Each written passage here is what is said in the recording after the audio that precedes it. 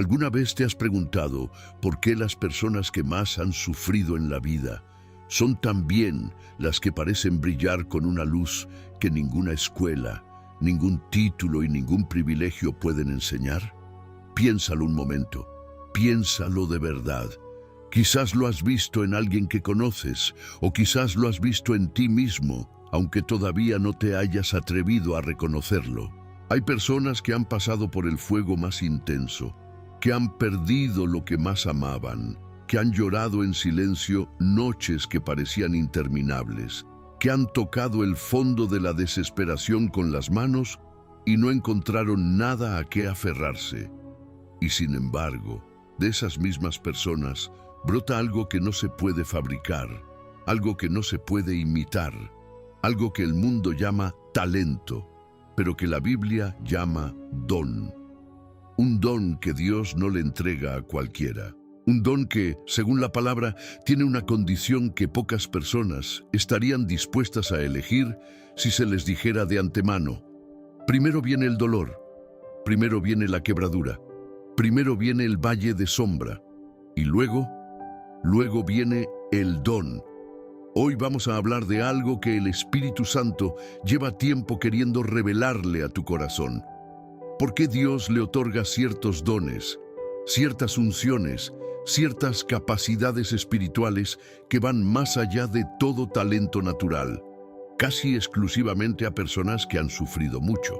No porque Dios sea cruel, no porque el sufrimiento sea bueno en sí mismo, sino porque hay algo en el proceso del quebramiento que abre en el espíritu humano una dimensión que ningún camino fácil puede abrir. Hay una profundidad que solo se alcanza descendiendo.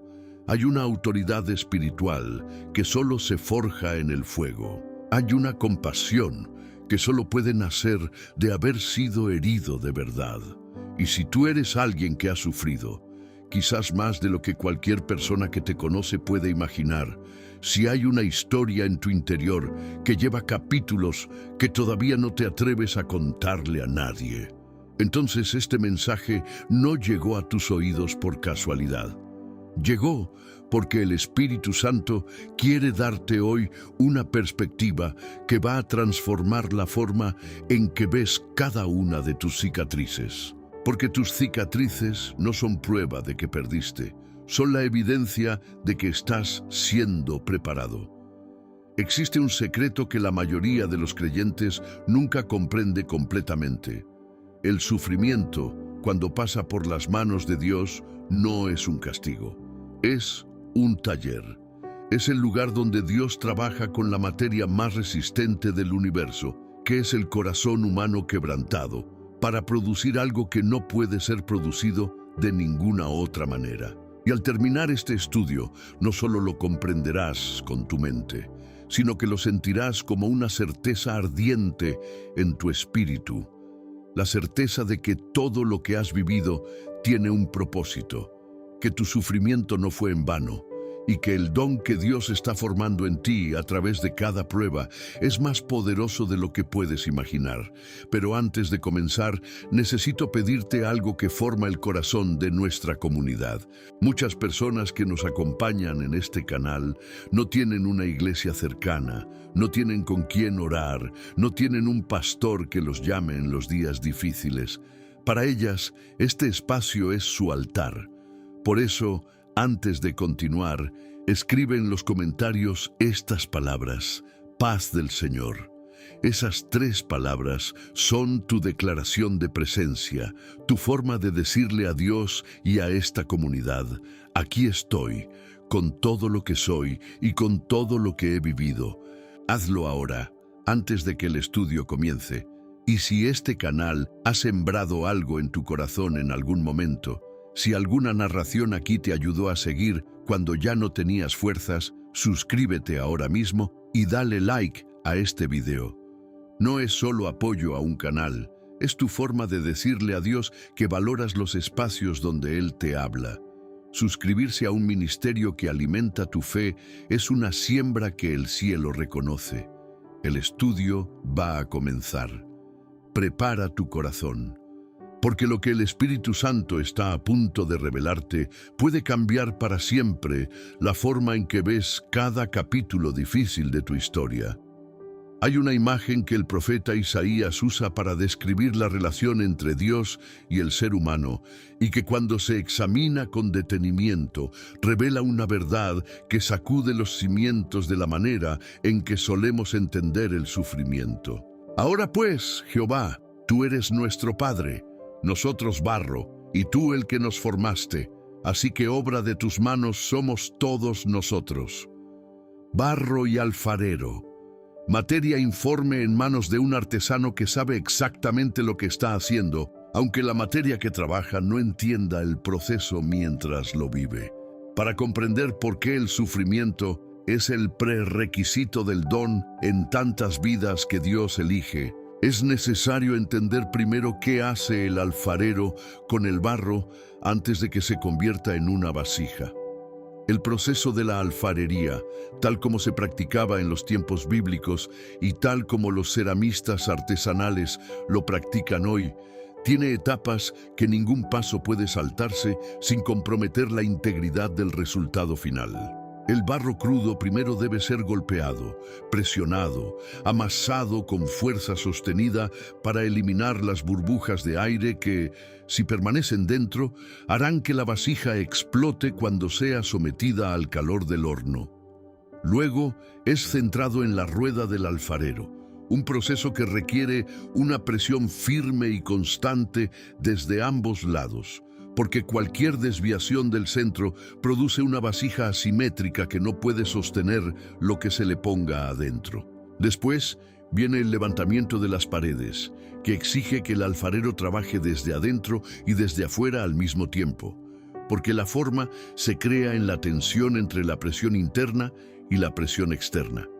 Y finalmente, la vasija formada debe entrar al fuego del horno, donde las temperaturas extremas funden los cristales de la arcilla y los fusionan en una estructura que ya no puede volver a su estado original.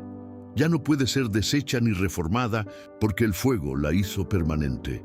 ¿Ves la analogía con lo que Dios hace en la vida de las personas que ha destinado a cargar con un don especial? El golpeo del barro, la presión del centrado, la tensión entre lo interno y lo externo, el fuego del horno. Todo eso tiene un equivalente exacto en las experiencias de quebramiento, de prueba, de presión desde todos los ángulos, de temporadas de fuego intenso que los escogidos de Dios atraviesan antes de emerger como vasijas que pueden sostener el peso del don que el cielo quiere depositar en ellas. La ciencia de los materiales ha documentado algo que ilumina esta metáfora de manera extraordinaria. La resistencia de una cerámica, su capacidad de soportar peso, temperatura y presión sin fracturarse es directamente proporcional a la intensidad del proceso de cocción al que fue sometida. Una cerámica cocida a baja temperatura es porosa, frágil, incapaz de contener líquidos. Una cerámica cocida a alta temperatura durante el tiempo necesario desarrolla una densidad molecular y una cohesión estructural que la hacen casi irrompible. En términos espirituales, el don de mayor potencia, la unción de mayor profundidad, la autoridad espiritual de mayor peso, solo puede residir en un vaso que ha sido cocido en el fuego suficiente para sostenerla sin romperse. Pero hay algo en la imagen del alfarero que consuela tanto como desafía. El barro no se centra a sí mismo. No puede. No tiene la capacidad de eliminar sus propias burbujas, de distribuir su propio peso uniformemente, de levantarse en la forma que se le ha destinado sin las manos del alfarero que trabajan desde afuera y desde adentro al mismo tiempo. El proceso requiere rendirse a las manos del que sabe lo que está formando, y eso es precisamente lo que el sufrimiento, cuando es atravesado con fe, produce en el espíritu humano: la renuncia al control propio, la apertura a ser formado por manos que no son las nuestras, la confianza en que el alfarero no está destruyendo, sino esculpiendo, no está aplastando, sino centrando, no está quemando, sino endureciendo, para que lo que se forme pueda servir para siempre. ¿Has sentido las manos del alfarero sobre tu vida, golpeando, presionando, centrando con una firmeza que a veces dolía más de lo que podías explicar? Eso no era abandono. Eso era formación. Y la vasija que está siendo hecha de ti es capaz de contener algo que el mundo aún no ha visto, pero que el cielo ya tiene listo para depositar en ella. Hay una historia en el libro de Génesis que, leída con superficialidad, parece la tragedia de un joven soñador destruido por la envidia de sus hermanos. Pero leída con los ojos del Espíritu, es uno de los relatos más precisos y más detallados de la Biblia sobre cómo Dios fabrica, paso a paso, a una persona capaz de cargar con un don que transformará no solo su propia vida, sino la de toda una nación. Y más allá de eso, la de generaciones enteras que ni siquiera habían nacido cuando el proceso comenzó. José era el hijo amado de Jacob, el que llevaba la túnica de colores que su padre le había dado como señal de distinción. Tenía sueños, sueños que no pidió, sueños que le fueron dados, sueños en los que el cielo le mostraba con imágenes lo que su destino contenía. Y esos sueños fueron exactamente lo que encendió el fuego del odio en sus hermanos, la envidia. Esa fuerza oscura que no puede soportar la presencia de la unción en otro, actuó con rapidez y con crueldad. Primero, lo arrojaron a una cisterna vacía y seca. Luego, lo vendieron como esclavo a una caravana de ismaelitas por 20 piezas de plata, el precio de una mercancía desechable. Pero aquí está la primera revelación sobre por qué Dios permite el sufrimiento en la vida de los que ha destinado a cargar con un don excepcional. La cisterna fue el primer aula, la casa de Potifar fue el segundo aula, la prisión fue el tercer aula. Y en cada una de esas etapas, mientras el sufrimiento se acumulaba de maneras que hubieran justificado el abandono de cualquier fe humana, el texto bíblico repite una frase que es la clave de todo el relato. Pero el Señor estaba con José. No estaba deteniendo el sufrimiento, no estaba explicando el sufrimiento, estaba con él en el sufrimiento. Y esa presencia invisible era el medio a través del cual el carácter, la sabiduría, la humildad, la paciencia, la capacidad administrativa y la discreción que José necesitaría para gobernar Egipto estaban siendo formadas con una precisión que ninguna academia del Nilo podría haber producido. La psicología del liderazgo ha identificado lo que llaman inteligencia emocional situacional, la capacidad de leer contextos humanos complejos, de tomar decisiones bajo presión máxima sin perder la perspectiva moral, de mantener la visión de largo plazo cuando el corto plazo es insoportable. Y los estudios muestran consistentemente que este tipo de inteligencia no se adquiere en condiciones de comodidad, se forja en condiciones de adversidad sostenida en las que el individuo debe elegir repetidamente cómo responder frente a circunstancias que no puede controlar. José estuvo en esa condición durante 13 años. 13 años de sufrimiento que la Biblia comprime en pocos capítulos, pero que en tiempo vivido, en noches sin dormir, en momentos de pregunta sin respuesta, en el peso del olvido cuando el copero que prometió interceder por él tardó 2 años más en recordarlo. Esos 13 años fueron el laboratorio donde Dios formó al hombre que estaba construyendo desde antes de que naciera.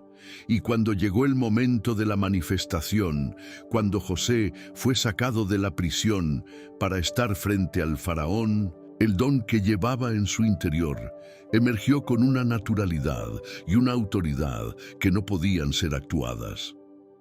No tenía que esforzarse por parecer sabio. Era sabio. No tenía que fingir serenidad ante el hombre más poderoso de la tierra conocida.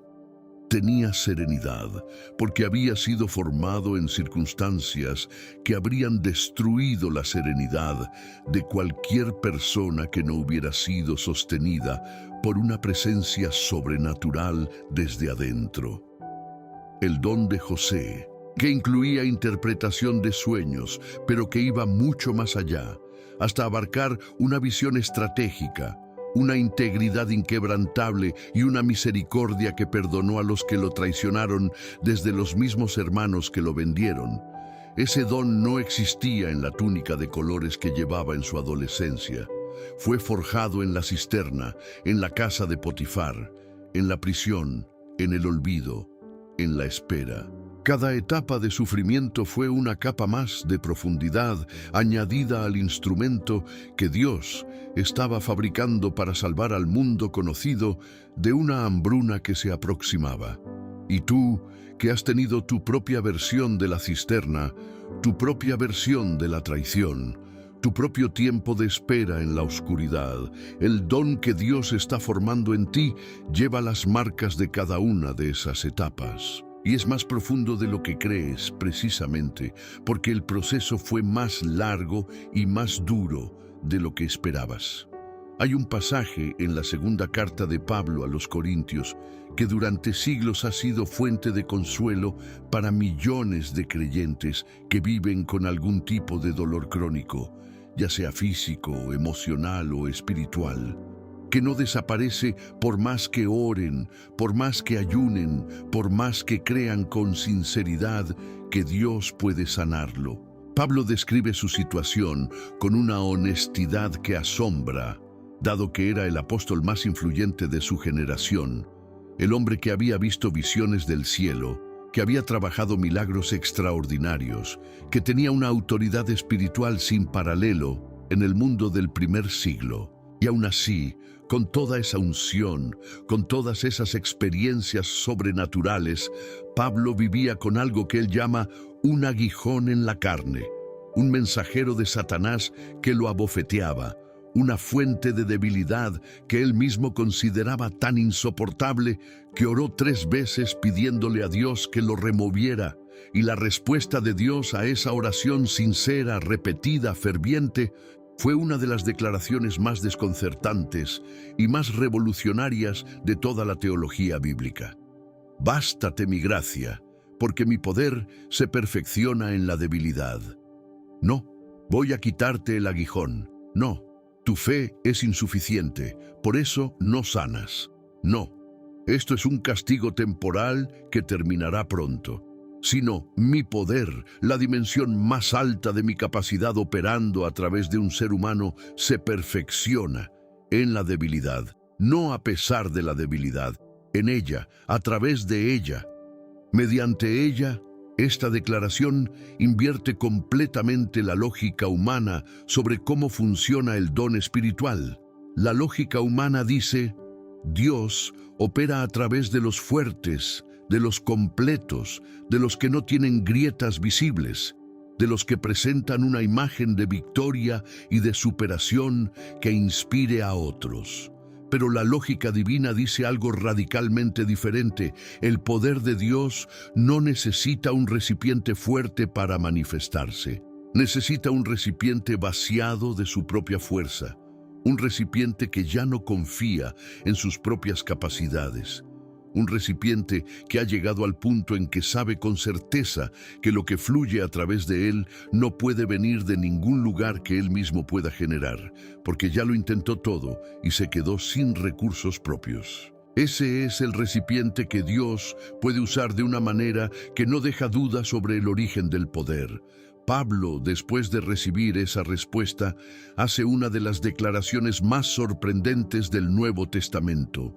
Por tanto, de buena gana me gloriaré más bien en mis debilidades, para que repose sobre mí el poder de Cristo. Por lo cual, por amor a Cristo me gozo en las debilidades, en afrentas, en necesidades, en persecuciones, en angustias, porque cuando soy débil, entonces soy fuerte. Gloriaré en mis debilidades, me gozo en las angustias, Cuando soy débil, entonces soy fuerte. No como una fórmula espiritual aprendida en un seminario, como una verdad descubierta en el laboratorio del sufrimiento personal, vivido, sentido, atravesado, hasta que la revelación emergió desde adentro del proceso mismo. La neurociencia ha documentado algo que conversa directamente con esta realidad: el fenómeno del vaciamiento del ego, que ocurre cuando una persona es sometida a una presión sostenida que supera su capacidad de control. Produce en ciertos individuos un estado que los investigadores llaman rendición creativa, en el que las defensas habituales del yo se disuelven y emergen capacidades que estaban bloqueadas precisamente por la rigidez de esas defensas. En términos espirituales, cuando el yo humano finalmente cede, cuando la persona llega al punto de honesta confesión de que no puede más con sus propias fuerzas, el espacio que esa confesión abre es exactamente el espacio donde el Espíritu Santo puede operar sin restricción. El aguijón de Pablo no era una injusticia que Dios le debía remediar. Era la garantía de que el poder que fluía a través de él nunca sería confundido con capacidad humana. Era el ancla que mantenía al apóstol más ungido del primer siglo en la postura correcta para que el poder pudiera manifestarse sin obstáculo. Y tu propio aguijón, cualquiera que sea, eso con lo que llevas tiempo luchando y que no desaparece por más que ores, puede ser exactamente la misma garantía en tu vida. La señal de que el don que Dios ha depositado en ti no puede ser atribuido a tus méritos, a tus capacidades, a tu propia fortaleza. Es suyo, completamente suyo. Y por eso puede fluir con una pureza que nadie puede imitar. Jesús dijo algo en el Evangelio de Juan que, si se escucha con prisa, puede parecer una metáfora agrícola sin mayor profundidad. Pero si se detiene uno a contemplarlo en silencio, si se deja que las palabras desciendan desde la mente hasta el corazón, se descubre que en esa frase breve vive una de las leyes más absolutas del reino de Dios, una ley que explica con precisión matemática por qué el don solo puede ser entregado después del sufrimiento y no antes. De cierto os digo, que si el grano de trigo no cae en la tierra y muere, queda solo, pero si muere, lleva mucho fruto. Si el grano de trigo no muere, queda solo, queda intacto, queda preservado, queda exactamente como era antes de caer en la tierra. Y en ese estado de integridad superficial, de ausencia de ruptura, de mantenimiento de su forma original, no puede multiplicarse. No puede convertirse en lo que fue destinado a ser. No puede producir lo que lleva en su interior. La cáscara que lo protege es la misma barrera que le impide convertirse en campo fértil. Y la única manera de romper esa barrera es la muerte. No la disminución, no el daño parcial, la muerte. Esta ley que Jesús enuncia sobre el grano de trigo es la misma ley que opera en la vida espiritual de las personas que Dios ha destinado a llevar fruto abundante. La muerte del yo, la muerte de las ilusiones propias, la muerte de los planes que se construyeron sin consultar al cielo, la muerte de la imagen que se cultivó cuidadosamente durante años, la muerte de la versión del yo que no necesitaba a Dios porque se bastaba a sí misma. Esa muerte, que a menudo llega disfrazada de sufrimiento, de pérdida, de fracaso, de humillación, de enfermedad, de traición, de quiebra en cualquiera de sus formas posibles. Esa muerte es el momento en que el grano cae en la tierra. Y de ese momento en adelante, lo que emerge no es la restauración del grano original. Es algo completamente diferente, completamente nuevo, completamente más fecundo de lo que el grano podría haber imaginado siendo todavía grano. La biología de la germinación confirma esta imagen con una precisión que asombra. Cuando una semilla cae en la tierra y comienza el proceso de germinación, lo primero que ocurre desde adentro es la ruptura de la testa, que es la capa protectora exterior de la semilla. Esa ruptura libera las enzimas que estaban dormidas dentro de la semilla. Las mismas enzimas que iniciarán la conversión de los nutrientes almacenados en energía para el crecimiento. Sin la ruptura de la testa, sin esa muerte inicial de la forma exterior, las enzimas no pueden ser liberadas, el potencial permanece encerrado, la vida permanece dormida, y la semilla eventualmente se pudre sin haber cumplido su propósito, porque su integridad superficial fue su propia prisión. Has pasado por una ruptura que sentiste como el fin de todo. Ha habido un momento en tu historia en que algo que construiste con años de esfuerzo se desmoronó, en que algo que creías que definiría tu vida para siempre fue arrebatado, en que la cáscara que llevabas, esa cáscara hecha de logros, de reputación, de control, de autosuficiencia, de la imagen que querías proyectar al mundo, fue rota en un instante o en una temporada de dolor sostenido. Eso fue la semilla cayendo en la tierra. Eso fue el momento en que el potencial que llevabas adentro, ese potencial que no podía ser liberado mientras la cáscara permaneciera intacta, comenzó a tener la posibilidad de emerger. El don que Dios quiere depositar en ciertas personas no puede ser contenido en una vasija intacta, en un corazón sin grietas, en una vida sin historia de quebramiento. Porque ese don es demasiado pesado, demasiado poderoso, demasiado cargado de la presencia de Dios para que una persona que nunca ha sido rota pueda manejarlo sin destruirse. El sufrimiento no es solo la puerta al don, es la formación del recipiente que lo puede sostener. Cada grieta es una ampliación de la capacidad. Cada ruptura es una profundización de la vasija, y lo que cae en la tierra y muere no desaparece. Se multiplica en una cosecha que el grano original nunca hubiera podido imaginar siendo todavía grano. Hay un momento en la vida del profeta Elías que muchos creyentes conocen, pero que pocos se atreven a mirar de frente porque incomoda demasiado. Elías, el mismo hombre que había desafiado a 450 profetas de Baal en el monte Carmelo y visto descender el fuego de Dios consumiendo el sacrificio empapado, el mismo que había clamado por la lluvia después de 3 años y medio de sequía y vio el cielo abrirse con una tormenta poderosa. Ese mismo Elías, con toda esa historia de poder sobrenatural reciente en sus manos, huyó al desierto por causa de la amenaza de una sola mujer. Y debajo de un enebro, en medio de la soledad más absoluta, rogó a Dios que le quitara la vida. Basta ya, Señor, quítame la vida, pues no soy yo mejor que mis padres.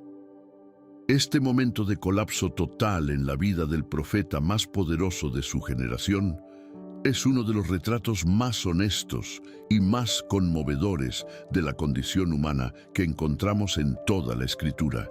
Y lo que Dios hace en respuesta a ese colapso revela algo fundamental sobre cómo el sufrimiento personal del escogido se convierte en el origen de un don de compasión que luego puede ministrar a otros con una autoridad que ninguna teología aprendida puede producir. Lo primero que Dios hace cuando encuentra a Elías derrumbado bajo el enebro no es un sermón, no es una reprimenda, no es siquiera una revelación de los planes que todavía tiene para él. Es un ángel que lo toca y le dice: levántate y come. Pan recién cocido sobre una hoguera, agua en una vasija, el Dios del universo cocinando para un profeta deprimido en el desierto. La primera respuesta del cielo ante el quebramiento de un escogido no es la corrección, sino la provisión. No es la exigencia, sino el cuidado. No es la demanda de que sea más fuerte, sino el reconocimiento de que está agotado y que el camino que le queda todavía es demasiado largo para sus fuerzas actuales. Elías no llegó al monte Horeb con un espíritu de conquista. Llegó con el espíritu de alguien que ha llegado a su límite y que ya no tiene nada que demostrar.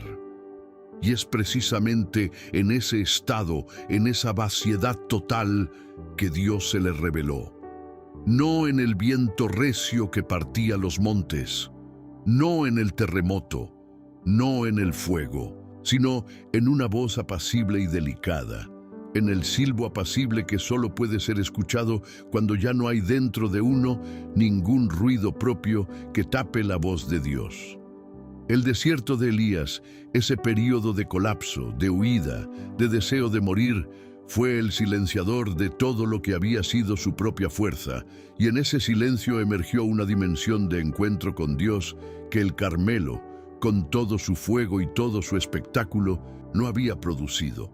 La psicología clínica ha documentado un fenómeno que los terapeutas llaman la paradoja de la vulnerabilidad.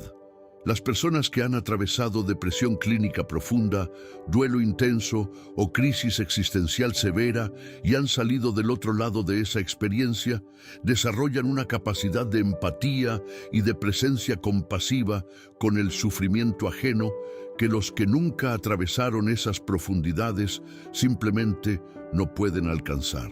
No porque no quieran, sino porque no tienen el mapa interior de ese territorio. No conocen el paisaje de la oscuridad desde adentro, y sin ese conocimiento vivido, la compasión que ofrecen es intelectual, conceptual, verdadera en su intención, pero limitada en su profundidad de conexión. El don de compasión que Dios otorga a los que han sufrido, esa capacidad de estar con el que sufre de una manera que lo hace sentir verdaderamente acompañado y no simplemente atendido, nace exactamente de la experiencia del desierto, nace de las noches debajo del enebro, nace de haber dicho, basta, Señor, no puedo más, y haber descubierto que incluso en ese punto de quiebre, la mano de Dios seguía siendo real, seguía siendo proveedora, seguía siendo presente. Y cuando alguien que ha vivido eso se sienta al lado de otro que está bajo su propio enebro, no necesita decir mucho. La presencia misma de alguien que sobrevivió el desierto es en sí misma un mensaje de que el camino tiene salida, de que el ángel también vendrá a tocarle y a decirle, levántate y come, porque el camino todavía es largo, pero no estás solo en él. 12 años. 12 años de hemorragia continua, de exclusión social total, según la ley levítica que declaraba impura a toda mujer que tuviera flujo de sangre y a todo aquel que la tocara. 12 años de médicos que prometían y fallaban, de ahorros gastados hasta el último centavo, de esperanzas levantadas y derrumbadas en ciclos que cada vez costaban más volver a empezar. 12 años de vivir al margen, de ser vista como una fuente de contaminación en lugar de como una persona, de cargar con la doble carga del sufrimiento físico y del rechazo social que el sufrimiento traía consigo en aquella cultura. Y entonces llegó el día en que escuchó hablar de Jesús. No sabemos exactamente cómo llegó la noticia a sus oídos. No sabemos si fue un familiar, un vecino, un rumor que corrió por el mercado. Pero sabemos lo que esa noticia encendió en ella. Una fe que la lógica no podía justificar, que la experiencia de 12 años de fracasos médicos debería haber extinguido completamente, pero que en cambio emergió con una intensidad que venció todos los obstáculos que se interponían entre ella y Jesús. Y los obstáculos eran reales y considerables. La multitud que rodeaba a Jesús era tan densa que moverse era ya un desafío. Ella estaba técnicamente prohibida de estar en ese espacio público, de hacer contacto con otras personas, de acercarse a un rabino o a cualquier hombre en su condición. Si alguien la reconocía, podría ser expulsada con vergüenza. Los riesgos eran enormes y, sin embargo, algo en ella, algo que solo puede nacer de 12 años de desesperación, que no encontró otro lugar a donde ir, la impulsó hacia adelante con una determinación que superaba toda consideración racional. Si tan solo tocara el borde de su manto, sería salva. Esa frase no es la declaración de una creyente que aprendió teología en una sinagoga. Es la fe que nace de la desesperación absoluta. Es la fe que no tiene alternativa. Es la fe del que ya no tiene nada más que perder y por eso puede arriesgarlo todo. Y cuando sus dedos rozaron el borde del manto de Jesús, en ese instante el cuerpo que había sangrado durante 12 años se detuvo. El texto dice que Jesús sintió que poder había salido de él. Un poder que respondió a una fe que solo era posible después de 12 años de sufrimiento. Un poder que fue atraído por una desesperación convertida en determinación.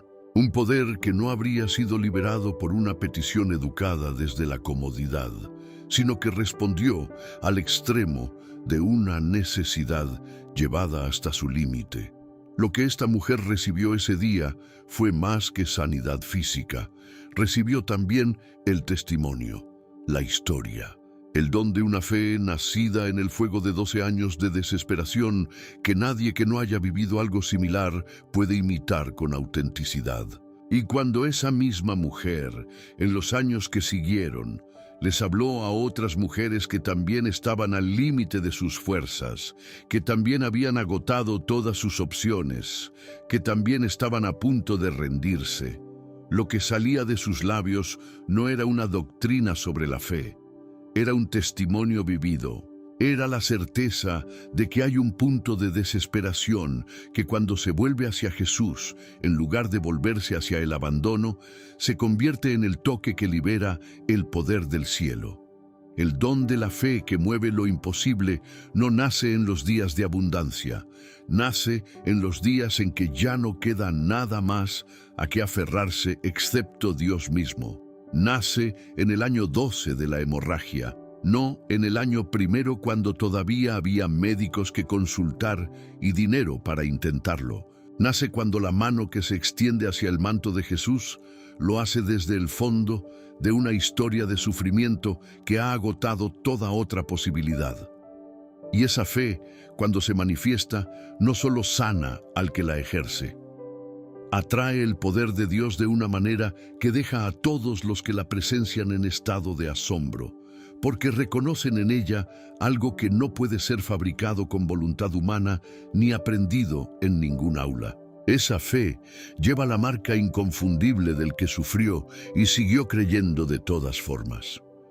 El profeta Ezequiel tuvo una visión extraordinaria que, leída desde la perspectiva del sufrimiento como origen del don, adquiere una dimensión de significado que la hace todavía más poderosa. En el capítulo 47 de su libro, el profeta es llevado en visión al umbral de la casa del Señor y ve salir de debajo del umbral del templo un hilo de agua que fluye hacia el oriente. Su guía lo conduce a través de ese río midiendo su profundidad a medida que avanzan, y el texto registra algo que no puede pasar desapercibido. A 1000 codos del origen, el agua llega a los tobillos. A otros 1000 codos llega a las rodillas, a otros 1000 llega a los lomos. Y a los 4000 codos, el río se ha convertido en algo tan profundo y tan ancho que no puede ser cruzado a pie. Un río que es para nadar, no para vadear. Lo que comenzó como un hilo débil que brotaba del umbral del templo se convierte, por el simple hecho de avanzar, en un caudal que no puede ser contenido. Y las orillas de ese río producen una vida extraordinaria. Árboles de toda clase cuyas hojas no caen, cuyo fruto no termina, cuyos árboles de fruto dan fruto todos los meses. Y el texto añade algo que es el corazón de la visión. Sus hojas servirán para medicina. El río que nació del templo no solo es grande, es sanador, es fructífero, es vida para todo lo que toca. Incluso las aguas del Mar Muerto, ese cuerpo de agua tan salado que ninguna vida puede existir en él, son saneadas cuando las aguas del río llegan a ellas. Ahora bien, ¿qué tiene que ver esta visión con el sufrimiento como origen del don? La respuesta está en donde nace el río, del umbral del templo. No de las cumbres del monte más alto, no de las fuentes más visibles y más celebradas, del umbral, del punto de entrada, del lugar de transición entre lo sagrado y lo común. Y en la vida espiritual, ese umbral es con frecuencia el punto de quebramiento, el momento de entrar al templo de Dios, no por triunfo sino por necesidad, no por abundancia sino por sequía, no por victoria sino por derrota que busca misericordia. Las personas que han sufrido profundamente y que en ese sufrimiento han buscado el rostro de Dios, que han entrado al umbral del templo no para presumir su fe, sino para derramarla en lágrimas, llevan en su interior un río que comenzó a fluir exactamente en ese momento de quebramiento. Y ese río, como el de la visión de Ezequiel, comienza pequeño. Comienza como un hilo que a veces ni siquiera el que lo lleva puede ver claramente. Pero avanza, y a medida que avanza, se profundiza. A medida que sirve, crece. A medida que se entrega, multiplica. Y llega un momento en que ya no es un hilo sino un caudal que sana lo que toca, que fructifica lo que riega, que da vida incluso a los espacios que parecían demasiado muertos para ser recuperados. La investigación en el campo de la resiliencia espiritual, realizada en comunidades que han atravesado trauma colectivo de diversas magnitudes, ha documentado un fenómeno consistente. Las personas que desarrollan mayor capacidad de sanar a otros, de restaurar comunidades fragmentadas, de traer esperanza a los desesperanzados, son casi invariablemente las que primero atravesaron su propio dolor hasta el fondo, sin eludirlo, sin minimizarlo, sin saltar artificialmente hacia la victoria antes de haber habitado honestamente la pérdida. La sanidad que viene de alguien que no ha sufrido se recibe como consejo. La sanidad que viene de alguien que sufrió y que encontró el río de vida en el umbral del templo se recibe como medicina. Y esa diferencia entre consejo y medicina es exactamente la diferencia entre un don aprendido y un don forjado. ¿Hay un río en ti? Hay algo que fluye desde un lugar de tu historia que pasó por el fuego y que ahora, cada vez que lo compartes, cada vez que lo entregas, cada vez que dices tu historia sin vergüenza, sino como testimonio de la fidelidad de Dios, produce vida en los que lo escuchan. Eso es el río de Ezequiel. Comenzó en tu umbral, en tu momento de quiebre, en tu necesidad más desnuda. Y todavía no ha alcanzado la profundidad que está destinado a tener. El río sigue creciendo con cada paso que das hacia adelante, con cada vez que eliges fluir en lugar de estancarte, con cada alma que recibe sanidad de las aguas que Dios hizo pasar primero por tu propio valle. Llegaste hasta aquí. Y quiero que por un momento sientas el peso completo de lo que eso significa. No es poca cosa llegar hasta el final de un estudio como este. No es poca cosa haber escuchado 8 revelaciones bíblicas que tocan las partes más sensibles de la historia de vida de cualquier persona que ha sufrido, que ha perdido, que ha llegado a su propio fondo y ha tenido que decidir qué hacer desde allí. Pero tú llegaste, y eso me dice algo sobre ti que ningún currículum ni ninguna presentación pública puede decir: que hay hambre real en tu espíritu, que hay una búsqueda genuina en tu interior, que el sufrimiento que has vivido no apagó en ti la necesidad de Dios, sino que al contrario, la profundizó hasta convertirla en algo que pocos que han vivido en comodidad pueden entender. Recorramos juntos, una última vez, el camino que recorrimos hoy.